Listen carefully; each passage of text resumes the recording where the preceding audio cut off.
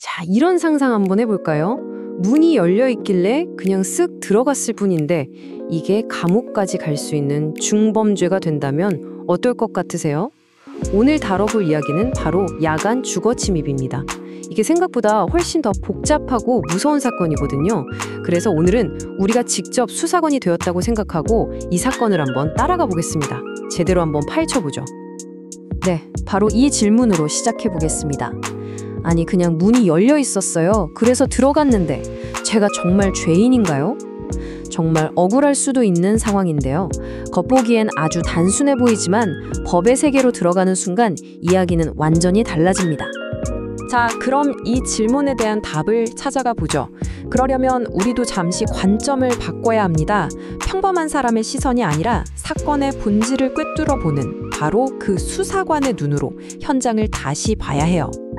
수사관이 현장에 딱 도착해서 가장 먼저 머릿속에서 지워버리는 게 뭔지 아세요? 바로 뭔가를 부수고 들어가야 침입이다 라는 고정관념입니다. 자물쇠를 부셨냐, 창문을 깼냐, 이게 중요한 게 아니에요. 핵심은 바로 그 집에 사는 사람의 평온한 삶, 그 성역을 깨뜨렸느냐 하는 겁니다. 그러니까 이게 얼마나 엄격하냐면요. 몸 전체가 들어갈 필요도 없어요. 그냥 손만 쓱 안으로 넣거나 얼굴만이라도 그 문턱을 넘는 순간 그걸로 끝입니다. 법적으로는 이미 범죄가 성립된 거예요.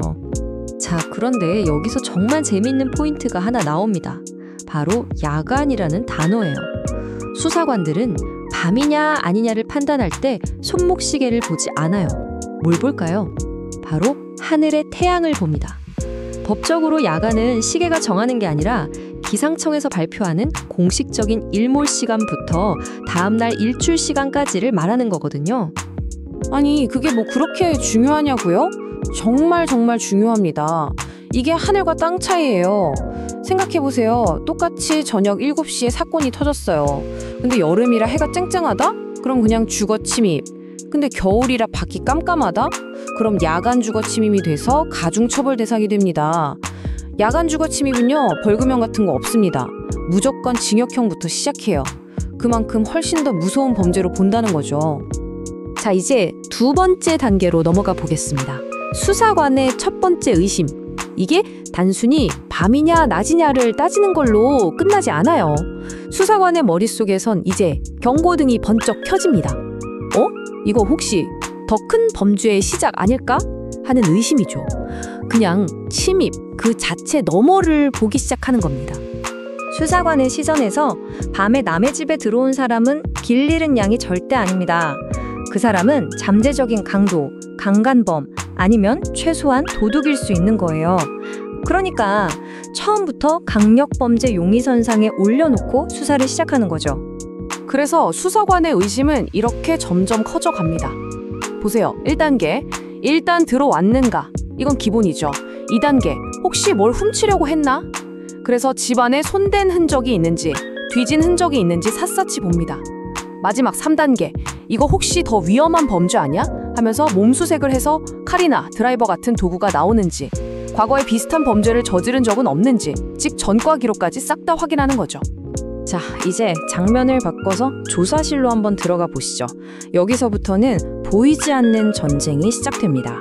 피의자가 뱉는 모든 말 한마디 한마디가 전부 수사관의 치밀한 전략 위에 놓이게 되거든요. 피의자들이 가장 많이 하는 변명이 뭘까요? 네, 바로 이겁니다. 제가 술에 너무 취해서 우리 집인 줄 착각했습니다. 정말 단골 레퍼토리죠. 하지만 수사관들은 이 만취 카드를 박살낼 아주 예리한 도구들을 이미 다 준비해놨습니다. 어떻게 하냐고요? 바로 과학과 기술을 이용하는 겁니다. CCTV를 돌려봐요. 걸음걸이가 생각보다 똑바른데? 이걸 찾아내고요. 엘리베이터 기록을 봅니다. 층수 버튼을 한 번에 정확히 눌렀네? 이것도 증거가 되죠. 휴대폰 기주국 위치 추적까지 분 단위로 행적을 재구성해서 술에 취해 아무것도 몰랐다는 알리바이를 그냥 산산조각 내버리는 겁니다. 그리고 결정적인 증인이 등장합니다. 바로 당신 손에 들린 스마트폰이죠. 이 스마트폰은 절대 거짓말을 안 하거든요. 수사관들은 디지털 포렌식을 통해 지도 앱에서 그 동네를 미리 검색해본 기록이 있는지 아니면 혹시 인터넷 검색창에 창문 쉽게 여는 법 같은 좀 찜찜한 키워드를 검색한 적은 없는지 샅샅이 뒤집니다. 이게 나오면 실수였다는 말은 더 이상 통하지 않게 되죠. 자, 증거로 압박을 하다가 이번에 심리적인 함정을 팝니다.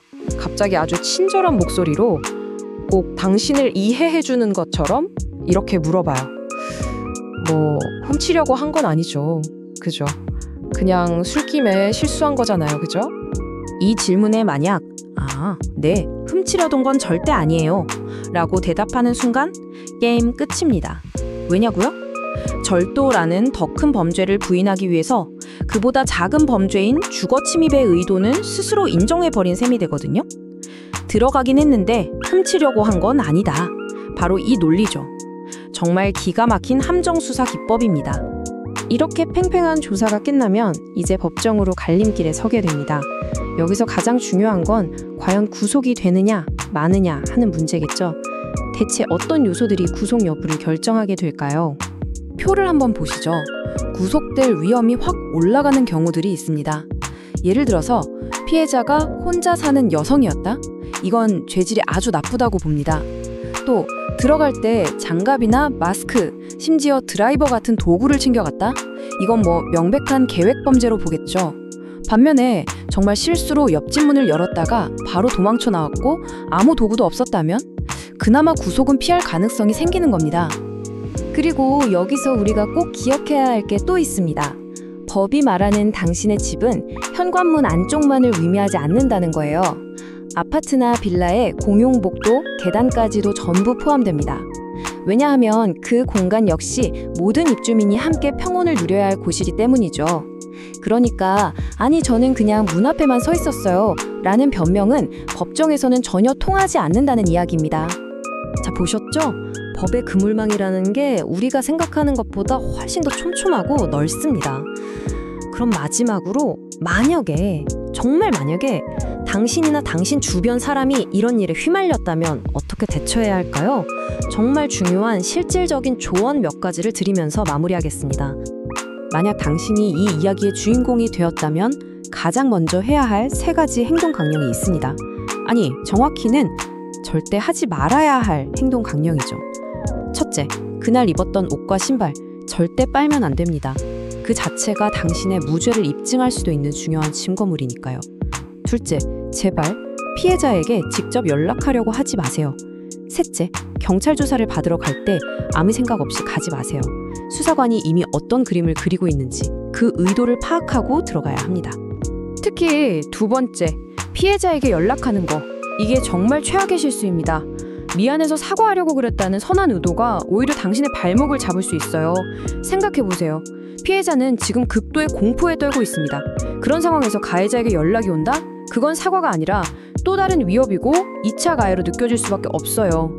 그래서 모든 소통은 반드시 변호사를 통해서, 오직 변호사를 통해서만 해야 합니다.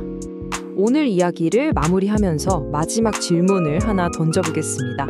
당신이 매일 지나다니는 아파트 복도, 그곳은 과연 당신의 집일까요? 아닐까요? 우리 집의 경계가 어디서부터 시작되고 어디서 끝나는지 한 번쯤 다시 생각해보게 만드는 질문이죠. 오늘 이야기는 여기까지입니다. 들어주셔서 감사합니다.